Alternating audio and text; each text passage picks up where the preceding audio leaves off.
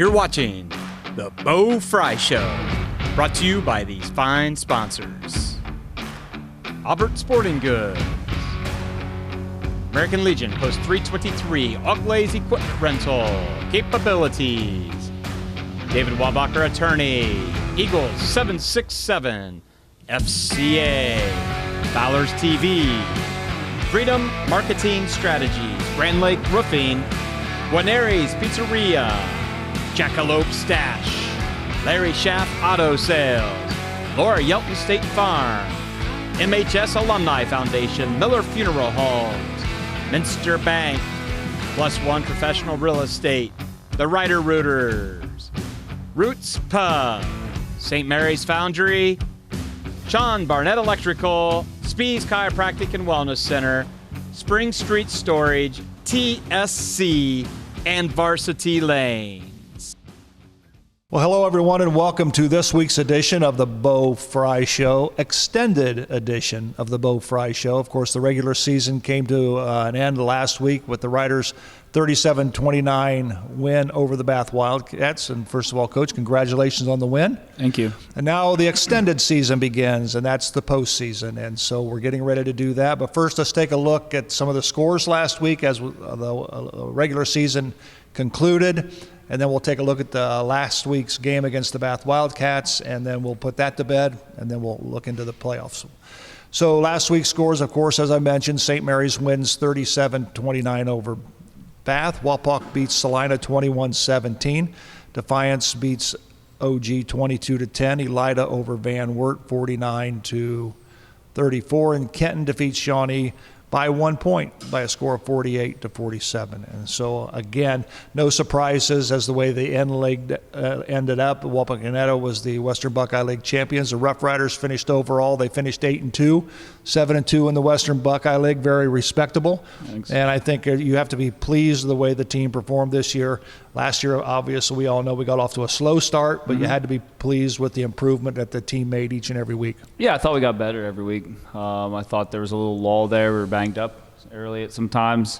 But we're playing good football. We're playing our best football, and now is when you want to be playing your best football. You know, I think when we looked at the games over the last half of the football season, we've seen a lot of teams and a lot of your depth came to the forefront. You've got a lot of depth at a lot of key positions, especially in the running back position. Yeah, well, we carry a bigger roster than most other people, about 80 guys on the team. We do put a lot of work into that, keeping guys out for football. So depth helps. Obviously, we build depth throughout the season, too. Some depth we wish we would have had earlier in the year, but we had to move around. But pieces have to be moved. That's part of the challenge of coaching football. And I think one of the things that you do to get kids to come out to your program, it's very simple. It's you win. You win, and you show them love. And we focus on every kid, not just the main kids. Absolutely. Mm-hmm. So let's take a look at last week's clips against the Bath Wildcats. And, of course, again, it's a game that we won 37-29. This is the clips from the first quarter. This, I believe, was the opening kickoff. Yep. And I thought this was handled very well. I think it was a short kick. I think kickers and teams are wising up that we've got some pretty explosive kick returners. This one goes to Colton Mabry, and he just fields it and gets vertical. We're going to see a lot of that this week, too. They're squibbing. Everybody's squibbing it at us. The biggest thing is field it and get us in good field position. Well, when you look at the average start drive of last week's game, you started on the other side of the 50-yard line. It was on the Bath 49. That was the average start.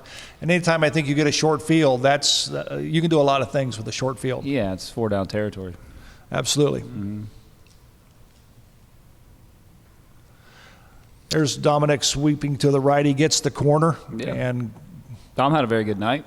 I'm telling you, man, he's fun to coach, fun to be around. 22 carries for Osborne, 166 yards, his longest 28 yards, 1 touchdown, 7.5 yards per carry. You can do a lot with that as well. 100%. It's a good job holding our water. Exactly. Yep. And I thought there was a couple of times that we just showed a lot of discipline on the long count. Usually you have a tendency to jump. Yeah, it's poise. And we're going to have to continue to do that because, like I said, Miami Trace is moving all around up front, so we're going to have to continue to do that. This Obviously, one here, I'm sure Meinerding would like to have back, although I don't know if he felt the pressure from behind. Yeah, he had to get it out there, though. Yeah. That's part of doing that job. I mean, it's not an easy job we've given him, so he's got to get the ball out there. And obviously, there's some protection issues on the backside, but kid's got to deliver, and that's what we got to have it done. I thought we uncharacteristically turned the ball over a lot on Friday, and if we wouldn't have, it would have been a 30-point win. Yeah. Yes. Yeah. I think you lost 2 fumbles.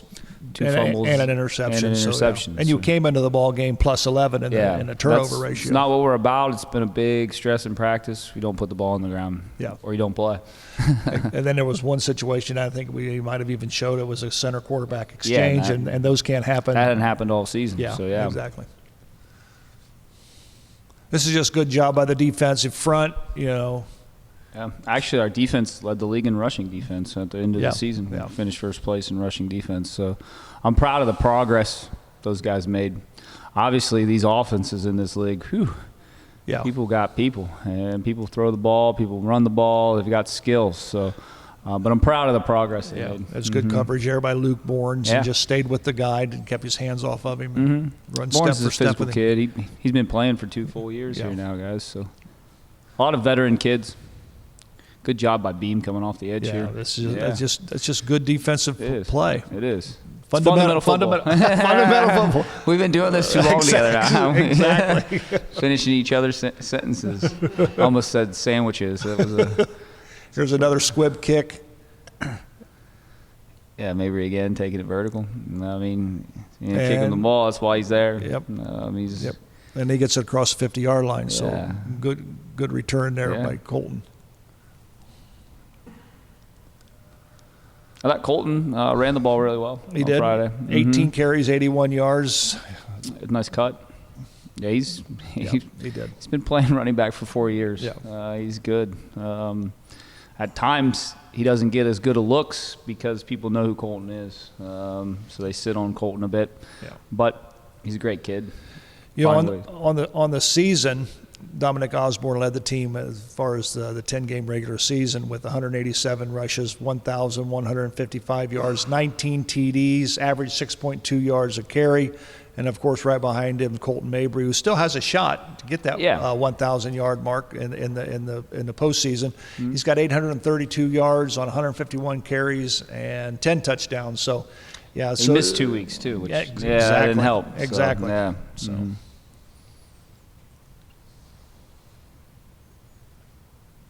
I said my goal going into it is to get all 3 of them over 1,000. So that would be neat. It's been only done one time in the history of St. Mary's football. Yeah. So good sack by our defense. Just getting to the quarterback. Good D-line play. Good backer play. Good defensive end play. That's good. I think if there was a drawback defensively, I mean, of course, your defensive front has done outstanding against the Russians. Sometimes over the last couple of ball games, Elida and Bath, it seems like they're just starting to pick the defense apart. It's hard if you want to stop the run. Well, you got to choose lesser of evils. You want to stop the run, or you want to give up some passing yards, especially when people have people. And they did. They had some skilled people, absolutely. Yeah. So it's being a defensive coordinator is a very tough job. Ball's knocked on the ground. I think there was a flag on this particular play, I believe. Yeah. But nonetheless, was able to get to him and knock the ball out right there. That was a good job by Compton. It should have been our ball. I thought there was a lot of balls laying on the ground on Friday that we didn't come up with. So obviously now Bath's going to punt the football, and of course. Yeah, it's a good return by Kessler. I'm pretty sure. Yeah, man. He's gifted. He always has been. He's your big play guy. I think that's one of the reasons why they're not kicking off to him to start the game. I know he probably gets frustrated at times, but he's a heck of a football player. We're using him in the backfield. Riders have it first, and I think it's inside the 5-yard line. Mabry goes up and over. Yeah, he didn't get in though. A little short, but it sets up the touchdown. Made for a cool picture though. I saw the picture of it. Yeah, it was a neat picture. Yeah, hair blowing in the wind. I think that's Minor Ding. Did he sneak Yeah, that he one got in? it in, Yep, we yeah. got it in. It's a good job by Monitoring there. He's a tough kid. It is. And Brady Triplett continues to impress me each and Yeah. every week. And when I looked at the kickoffs for touchbacks, I think, and I don't know if I've got these included from last week, but at one time I saw 21 kicks for touchbacks. I think it was 23 in the end. 23 when it's all said and done? A good kid. That's pretty good. You were worried about him week 1, too. I was. I said, dude, just give it time, man. said, yeah, give it time. yeah. I think his very first extra point was the timing was off, and I thought, oh, mercy. Yeah. No, but I tell you what, he's come a long way, and I tell you what, He's smooth, man. he's a plus to the special teams. Yeah, he's coming back next year, too, which is good to see. Well, that's good. Yeah. Well, maybe he'll play a little defense for you. Maybe, I don't know. Just talk to the soccer coach. Exactly. Oh, yeah.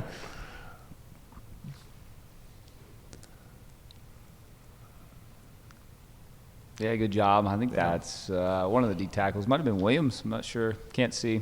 But D-line making a tackle. I mean, that's just good football.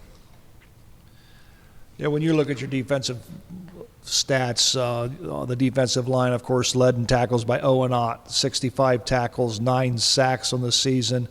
And then right there is Caleb Turner, 6 sacks, 1 fumble recovery.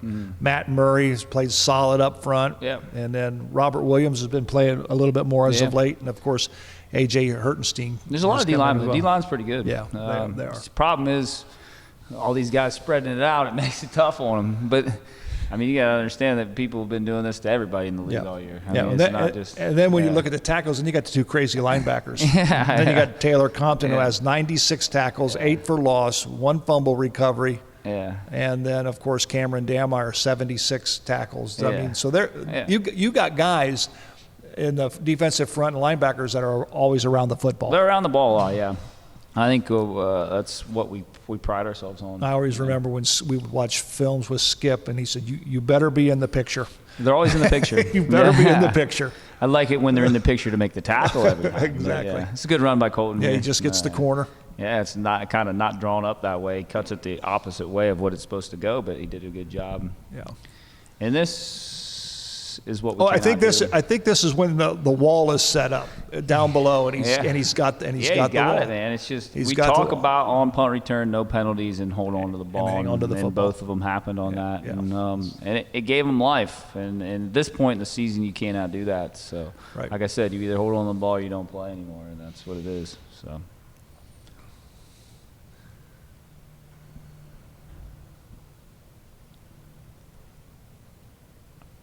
Obviously, it was a good hit. I don't know. Yeah, good hit. They called it a targeting, but it looked like his face mask was up, and it was. And it looked like the ball came loose again. Right? I think. Yeah. Yeah, I thought it was a fumble recovered by on us, but hey, I don't know. I don't know the rules all the time. It's not like he left his feet or anything like that. You know, that's just a textbook tackle. The kid ran into him more than he ran into him. Right. Yeah. But hey, football. Exactly. You keep playing. Yep, absolutely. Yeah. And I think one of the things in football, and I think you can see it with your defense, they've got short memories. They do, yeah. You know, you get burned on a long pass or get burnt deep for a touchdown. It's almost like, all right, it happened. Let's get back to business. Yeah, you have to in this game. I mean, because if you don't, then you're reeling on the last play, then you're getting beat again. Exactly. So, it's like a boxer. You got to keep playing. You know. Yeah. So. And that there, I thought it was tipped. It looked like it was tipped by Owen Ott, and it fell incomplete. But yeah, it was a good job, Kessler breaking on it. Yeah. But it's good. I think this is the big touchdown big run. That actually was right in the next play. Yeah. Good run by Schmitty. Kid's tough. Caleb finished with 9 carries, 87 yards. That was the long one there of 42, 1 touchdown. He averages a little bit under 10 yards a carry at 9.7. That's pretty good. Yeah, not bad for the third wheel. And this is the same play just from a different angle. So you can see the hole develop. The offensive line, you got to give them credit. They're playing well too. Playing well. Those guys are, they're a great group of kids. They're all friends, the O-line. And we challenged them because we challenged their toughness at times early on in the season, and they're tough. That kid's tough too, Dixon. Yeah, Dixon's a very tough kid. Because you use him offensively as well. Yeah, he's so he's a good athlete. Doesn't ever talk. Really? Complete mute on the field. Really? But just one of the tougher kids I've maybe ever coached. And Osborne, he does talk, but Yeah, he does. But he's a good runner, man. And I'm having a lot of fun with these guys. I'm hoping that we can keep this thing rolling and keep this thing going how we want it to go. That can't happen. If you want that to happen, that can't happen. Yeah. So. And not there. No, not in that situation. Yeah. Not ever, honestly. Yeah, exactly. Back in 2004 when we made a run, we didn't fumble the football until the state championship game. So, Really? yes, Really? we held on to the ball every single playoff game. We did not put the ball on the ground, and we played great defense. So if we want to make a run, it's going to be because we hold on to the ball and execute. Back when I played for Skip, and that happened, he'd meet you on the numbers, and he'd grab you by the face mask, and he would and you never did. You fumbled. Yeah. You don't even want to go to the sideline because you know you're going to get chewed. We still chew a little bit. Well, it's okay. Yeah, we don't grab by the face mask anymore. No, I know that. That might get me in prison. But we're allowed to chew still. Oh yeah. And I blame that's quarterback, center, everybody. You know what I mean? Yeah. Everybody works together. So when it's good, it's good. When it's bad, it's bad, and it's everybody's fault. There comes a reverse I thought was well executed. Heck of a call by my brother, and it's a good execution. This was like 3rd and long or 4th and long. Yep. Everybody and right there, number 77 decides, hey, I'm not going to block smart anybody. Move on him, Absolutely. Mm-hmm. And it's Kessler at split is a new dimension that we brought into the offense as well. Kind of happened with Trey getting banged up a little bit. So. And then here we go into the 4th and final quarter. This is my buddy Triplet. Yeah, there he is. It's a real long one there for him. He's my new best friend. Yeah, you guys should be friends. You have to teach him what icing the kicker means because he doesn't know it. Oh, yeah. Actually, don't teach him that. That was a field goal. That was a field goal. Yeah, field goal. Yeah. We were on the 2-yard line. We got stopped, and that put us up by 2 scores. Any thought to go for it, or? I wanted to go up by 2 scores. That put us up 16. So I was like, well, if we kick it here, we'll go up 16. It was the 4th quarter, I believe. So I thought, if they do score, we'll still be up by 8. So there from a head coaching standpoint and the coaching staff in general, you have to do some clock management. Yeah, a lot of math. Exactly. Yeah. And I'm terrible at math. But no, I've got guys that help. And actually, at the end of the game, Coach Voorhees, our young coach, young offense guy, said, you finally did something productive. He's like, hey, we can kneel on this. I'm like, what? You can? I'm like, all right, we'll kneel on it then. He did his first big boy job. Yeah.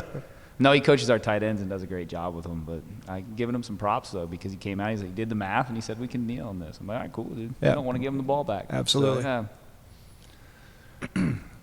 Well, this kick didn't make it into the end zone for a touchback, but nonetheless, great coverage by your special teams. We tackled each other, but yeah.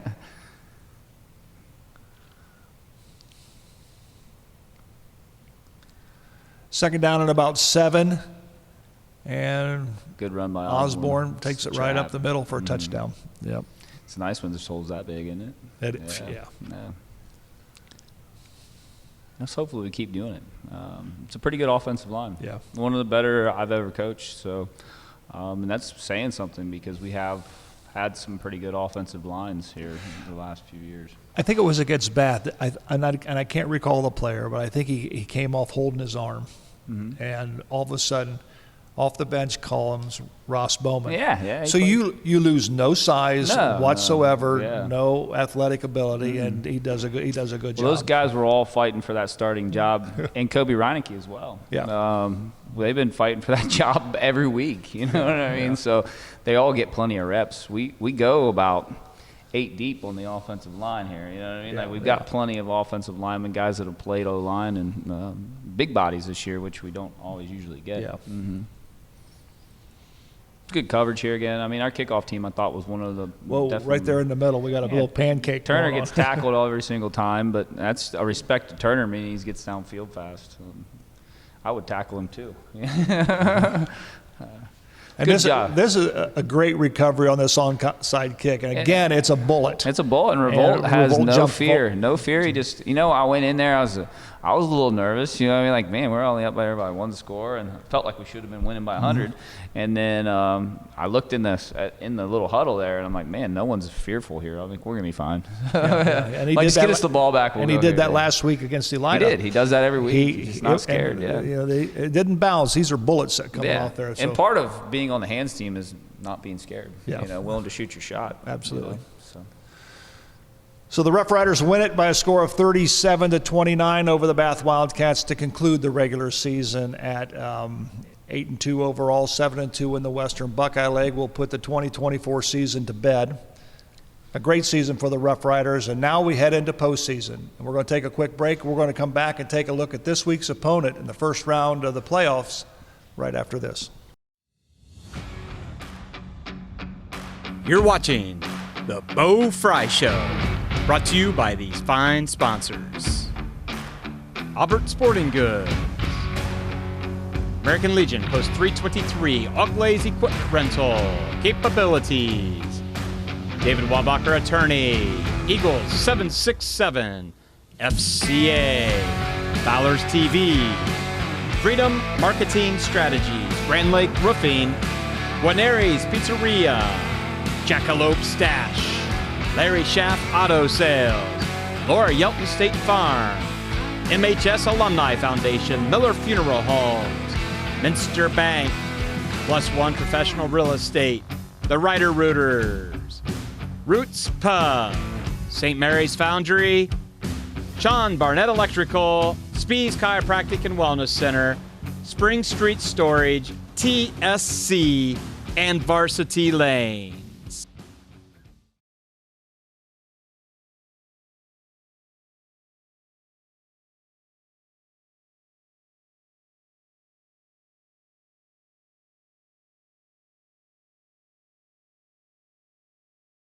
Welcome back to the Bo Frye Show. I'm Joe Hurlbert alongside head coach Bo Frye. We concluded the regular season, coach, and now the Rough Riders were blessed to be in the playoffs. They finished 8th in the computer rankings in Division 3, Region 12, and they will take on the number 9 seeded team in Region 12, and that is Miami Trace Panthers. But first of all, let's take a look at some of the other Western Buckeye League teams that are in the playoffs.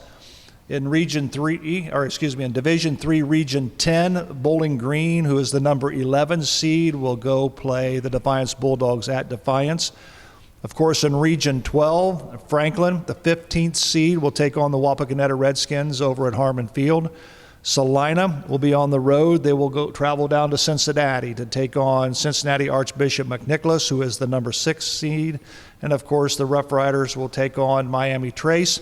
In Division 4, 2 teams have made it. Elida, the 15th seed, will take on number 2 Shelby at Shelby, and OG, the number 10 seed, will be on the road. They'll take on number 7 seed Galleon. But the Rough Riders draw the 9th seed, and of course, usually when you start out 8-9, to me, when you look at the brackets, those are 2 teams that are pretty evenly matched. Yeah, I think Miami Trace is a very good football team.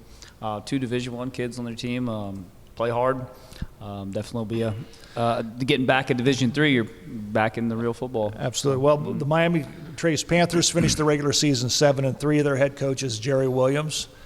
They come out of the Frontier Conference, and they finished 2nd in that conference.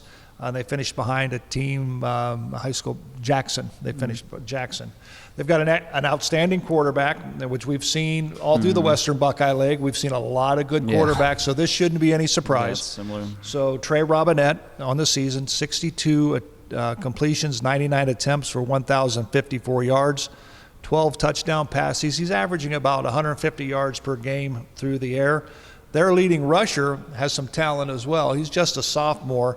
Julian Baker, he averages about 104 yards per game. So you've seen some tape and film on Miami Trace. What do you expect? Well, they play extremely hard. They're a run-based first offense. Defensively, they're in a 5-3 attack style, somewhat Defiance-esque. But they're pretty good. They play extremely hard. And they're well coached, so it's playoffs, man. Everybody's absolutely made their way in here, so we're gonna have to make sure we're ready to play football. Absolutely, and when you look at teams, I've always liked the fact that we play teams outside the Western Buckeye League, although sometimes it happens. Last year Walpock and Salina met back to back. You know each other. But these are teams that they don't know St. Mary's, they don't know the tendencies, they don't know the talent, they just get the information that is handed to them by various coaches and film. And it's the same way with them. We don't know them, we don't know their tendencies. So but the coaches sure have worked hard. Yeah. and to get some stuff on offensively and defensively. Yeah, we trade film, and we've seen a lot of them. You dig the end of the internet to figure out all the information on these guys. But, yeah, they're a good football team, and we're excited. Well, the Rider Nation station will be here at Grand Lake Health Systems Field to bring you the game. We hope that you come out and support the Rough Riders, but if you can't, join us here on Rider Nation station. Coach, we wish you the best of luck against Miami Trace. It should be a good ball game. All righty, once again, thanks for joining us here on the Bo Frye Show. I'm your host, Joe Hurlbert, alongside head coach Bo Frye. Until next week, so long, everyone. Thanks for watching another episode of Rider Nation Station. Help us help you by subscribing on YouTube or following us on Facebook.